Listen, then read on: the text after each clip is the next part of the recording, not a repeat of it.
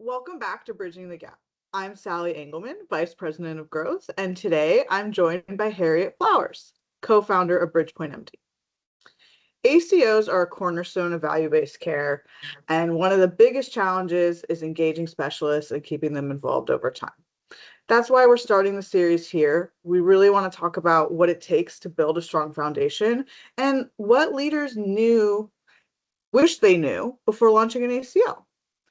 So without further ado, Harriet, please introduce yourself. Hi, I'm Harriett Flowers.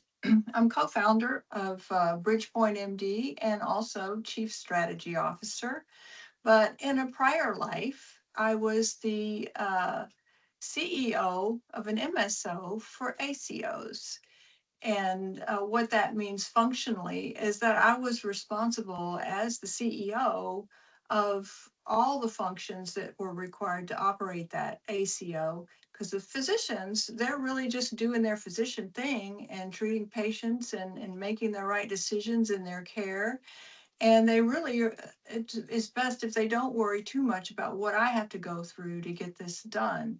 And so that meant that I was responsible for care coordination and emergent situations that the physicians need to know about. I was responsible for recruiting physicians for the next year.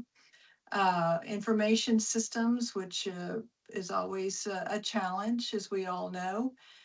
Pop health analytics and physician liaisons of getting that information back out to the physicians that all this operation generated. That's a big job. Felt like So yeah. it. So in that role, and especially as you started participating in an MSSP ACO, what were the most important things that you focused on in the beginning? Well, I mean, it's a long-standing tradition that good population health is access, quality, and cost, right?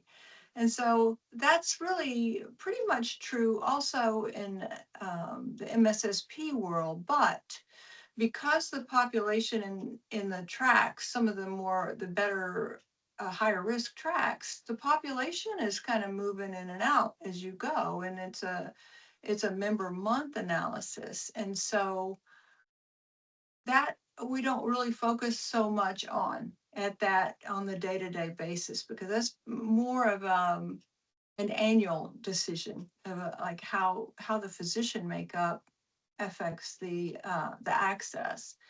But on a day-to-day basis, CMS is very clear on the metrics that they expect you to collect and how you're going to be measured. The only vague part is that they're not telling you what the measurement is compared to. And so there's a lot of work that they do, and the reason it takes them so long to get back to you, whether you won or didn't win, is they have to do the run out of the claims as they come in. They have to do an apples to apples analysis for the acuity of the patients.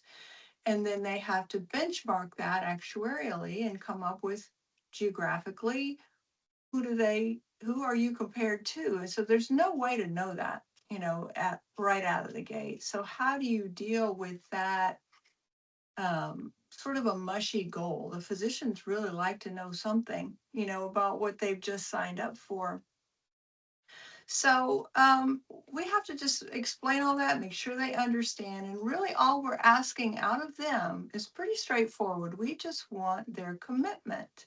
It's not the commitment to the ACO that we really seek, it's to the population, and it's to the other physicians that have participated with them, and their future is tied to each other. So they have to commit to that.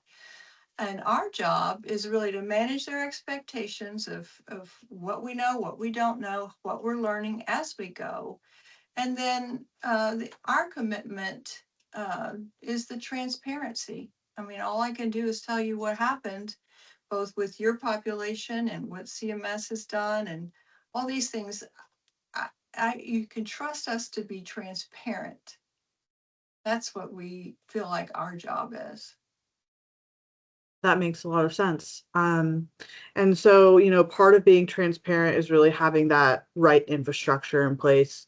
Can you touch a little on that? Oh, yeah. I mean, a lot of it, the infrastructure has to do with total cost of care is a brand new skill for these physicians. They've never had to really worry about it before and they never even had the information. So we have to collect all that and get it to them in a format that they can understand and can act on. So uh, quality, if we're talking about the three parts of network management, the quality part is boils down to documentation for the most part. And in the past, it's nothing new to physicians to be beat on about their documentation and for their quality measurement. But the beating has typically been to keep, be very conservative. You don't want to be cheating, accused of fraud and abuse because you overbilled. So they're used to that, but they're not used to more aggressive, proper credit that they should be getting from the fact that they've coded appropriately. And that might feel very uncomfortable to them for at first until they kind of understand where those bumpers are on where to hit it just in the right spot without going over. There seems to be a lot more to unpack there. Thank you, Harriet, for sharing your experience so openly. And clearly, it's not simple running an ACO.